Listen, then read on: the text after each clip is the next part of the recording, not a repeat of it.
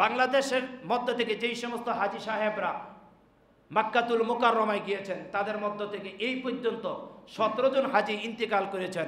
বলছি ইন্না লিল্লাহি ওয়া ইন্না ইলাইহি রাজিউন।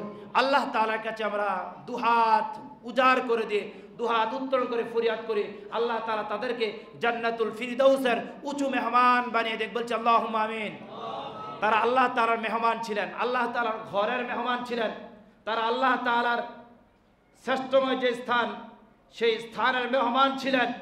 সেই মেহমান হয়ে আল্লাহ তাআলার ডাকে সাড়া দিয়ে আল্লাহ তাআলা তার এই বান্দাদেরকে নিয়ে গেছেন। আমরা দোয়া করি বাংলাদেশ সহ গোটা বিশ্বের মধ্যে যারা হজ করতে এসেছে তারা যারা ইন্তেকাল করেছেন আল্লাহ তাআলা তাদেরকে জান্নাতুল ফিরদাউসের উঁচু মেহমান বানিয়ে দেখ। বলছি আল্লাহুম্মা আমিন। পাশাপাশি আমি আরেকটি কথা বলি, আমি এই যেই মানুষগুলো ইন্তেকাল করেছেন তাদের ছবিগুলো অর্থাৎ তাদের পিকচারগুলো ওই রাষ্ট্রের news.com এর মধ্যে তারা প্রচার করেছেন এবং আমাদের বাংলাদেশের মধ্যে যারা বহুল প্রচলিত যেই স্যাটেলাইট চ্যানেলগুলো রয়েছেন তারাও প্রচার করেছেন।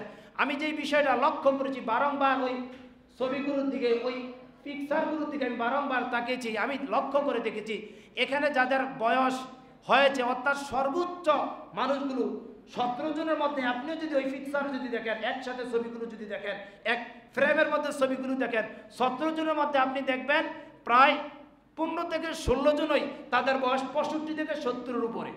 কত কত এই ছবি আমার কাছে জমা আছে, 65 থেকে 70-এর উপরে বয়স। তারা হজ করতে গিয়েছে। আমি যখন উমরাতে গিয়েছিলাম, উমরাতে বেশি সংখ্যক জনগণ হয় না, সর্বোচ্চ 5 লক্ষের মতন জনগণ 24 ঘন্টা মক্কার ডানে কিংবা বামে অবস্থান করে। আর বর্তমানে সরকারি তথ্য অনুযায়ী সৌদি আরবের সরকারি তথ্য অনুযায়ী প্রায় 13 লক্ষ আফ কত কত 13 লক্ষের বেশি হাজী সাহেবরা সরকারি মেনটেন করে সিস্টেম করে তারা কাবাতে গিয়েছে। কত কত 13 লক্ষ। যদি আরো ডানে বামে যদি আরো হয় তাহলে 15 লক্ষ মানুষ।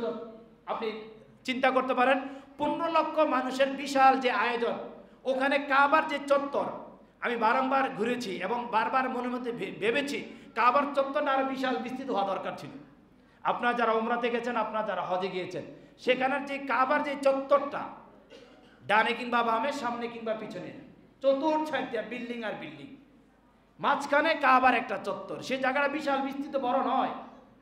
আমি উমরাতে যাওয়ার পরে যে বিষয়টা ফিল করেছি অনুভব করেছি কাবার চত্বরটা আরো কয়েক শতগুণ অধিক বড় থাকার দরকার ছিল এবং সেখানে রাস্তাগুলো আরো অনেক প্রশস্ত থাকার দরকার ছিল।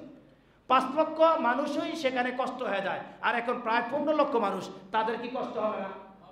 এই জন্য আমি আপনাদেরকে উদাত্ত আহ্বান করছি, আমরা যদি চিন্তা করি বয়সের একবারে শেষ দ্বারপ্রান্তে এসে হজে যাব, তাহলে বিষয়টা কেমন দেখায় না? আপনার যখন পূর্ণাঙ্গ যুবক যৌবনে টলবল করছে, আপনার যদি সামর্থ্য থাকে ওই সময় আমরা হজের নিয়ত করে নেব। ইনশাআল্লাহ বলি না? ইনশাআল্লাহ বলি না? বিশেষ করে আমি যখন উমরা সফর করেছিলাম, আমাদের বাঙালি যারা হাজী সাহেব ছিল তাদেরকে দেখেছি বয়সের তারতম্যে সবচেয়ে বেশি, আর অন্যান্য রাস্তায় যারা হাজী বা উমরা সফর করতে এসেছে তাদেরকে বয়সের তারতম্যে অনেক কম বয়সী দেখেছি।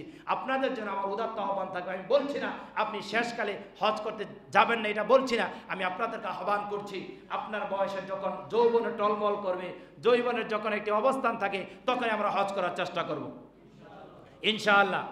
এবং হজ করার নিয়ত করে নেই, যদি সমর্থন থাকে ইনশাআল্লাহ আমরা সকলে হজ করব। বলছি আল্লাহুম্মা আমিন। আরো জোরে বলছি আল্লাহুম্মা আমিন।